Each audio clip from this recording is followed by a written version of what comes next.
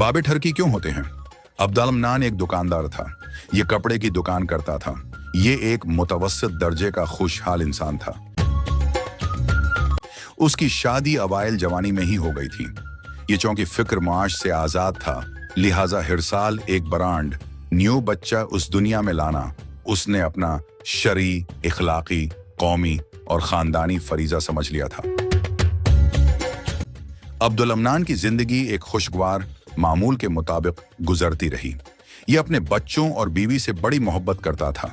ये उनकी हर जरूरत का ख्याल रखता था। ये एक खुश मिजाज और जोली तबीयत का इंसान था। ये कभी गुस्से में नहीं आता था।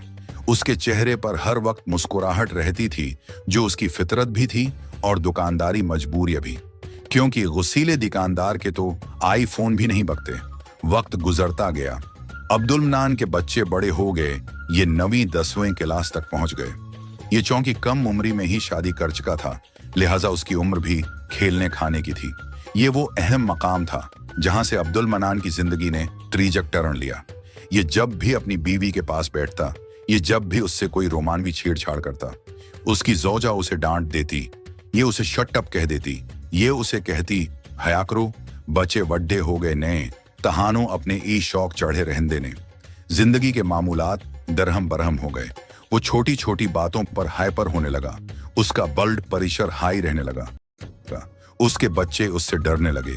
उसकी दुकानदारी पर भी असर पड़ने लगा। ये गाहकों से उलझने लगा।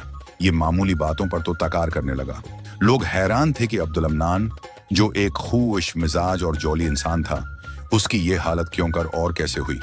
यही वो अलमिया है जो पाकिस्तानी बाबों को डिसेंट बाबे की बजाय चाचा करमो, टाइम पैस जैसे बाबों में बदल देता है। ये जैसे ही अधेड़ उम्री की मंजिल पार करते हैं, उनकी जोजा बीवी से मजार का रूप धार लेती है। उसके पास से अगरबत्तियों की खुशबू और कवालियों की गूंज सुनाई देने लगती है। उसके पास बैठना तो दरकनार, उसकी तरफ पश्त करना भी बेअदबी शमार होता है। ये वही बीवी होती है जो शादी के पहले साल खावंद के घर आने पर मोरनी की तरह पीलें पा रही होती थी। अब ये खानकाह का मुजाविर बन जाती है। ये बाबे की जिंदगी में एक ऐसी कसक भर देती है जिसकी वजह से बाबा किप्ता, सड़ील और ठरकी हो जाता है। आप किसी महल्ले में चले जाएं, आप गलियों में थड़ों पर बैठे बाबों को चेक कर लें। ये सब अक्सर जिंदगी से बेजार बैठे होते हैं। ये हर बच्चे को झड़कते हैं और हर बच्ची को ताड़ते हैं। ये बाबे बेकसूर हैं। उनकी माइयों बीवियों ने उनका ये हाल किया है। आप दुबई चले जाएं, आप बैंकॉक चले जाएं, आप मलेशिया चले जाएं, आप हैरान रह जाएंगे। आप देखेंगे कि गोरे माइयां बाबे कैसे हाथों में हाथ डाले सिरें करते हैं। ये सिर आम अजहार मोहब्बत भी करते हैं। ये एक दूसरे की बाहों में बाहें डाले आशिकी टू जैसे सीन बनाते हैं, जबकि पाकिस्तानी बाबों को ये मौके तन्हाई में भी नहीं मिलता। उनकी आखिर ये उम्र एतिकाफ में ही गुजर जाती है।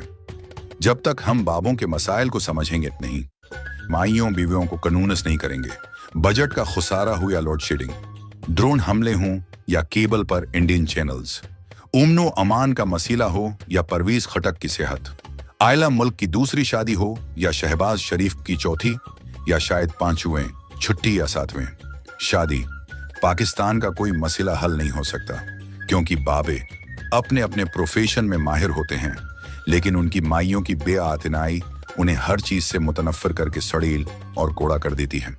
ये कुछ भी नहीं कर सकते, ये सिर्फ थड़ों पर बैठकर यही कुछ कर सकते हैं।